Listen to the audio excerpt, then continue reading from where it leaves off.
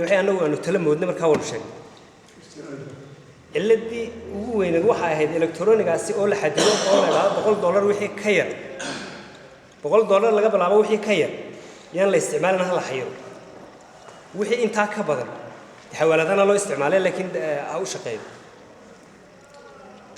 halka anagu markaan soo dhignay ee aanu tala moodnay ka bacdi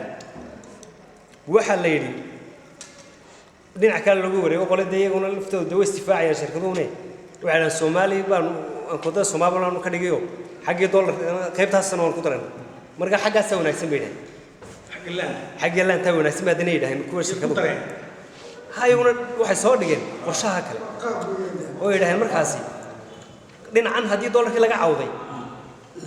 waxa ay kala joojin waxaan ka dhigaynaa cash Soomaaliland shil man furan isaga kaasina wuxuu noqday cudur labaad oo kale kaasi marka cudurka labaad kale waxa uu soobay inay noqoto lacag cusub oo la soo daabacday oo kala lacagta lagu daray iyadoo lacagteenu marka horeba ay ahayd lacag xadiga inoo baahnay in ka badan ay daabacan tahay oo lacagta 5,000 iyo 1,000 siiba 5,000 ay sayid nagu tahay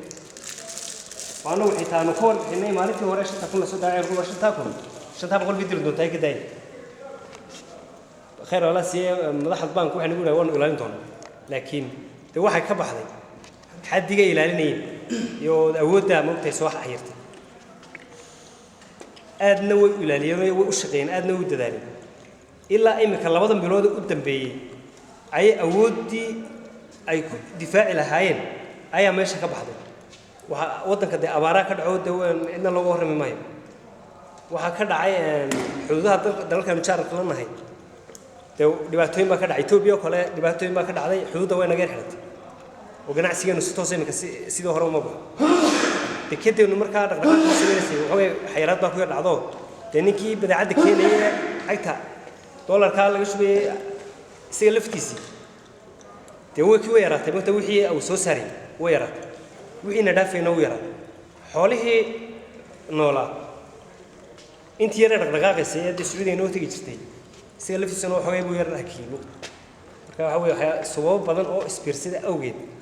ayaa maanta lacagteeni ay suuqada u waran tahay qiimaha maanta ay ka cabanayno ay u gaadhay haddaan cudurka waxba laga qabanayn de kullay waxa arinteen waxa noqonaysaa maaweelo waxa la farbadan waxna waa qaban kartaa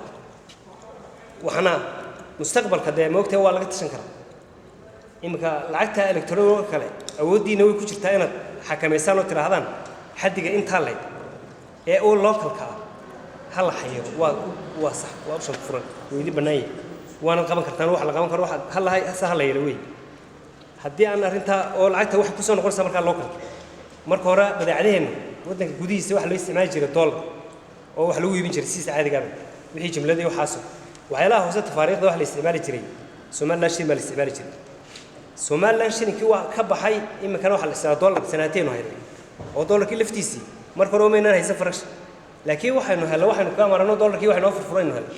oo ninka hal si doonayaan oo dollar wax ku iibsanay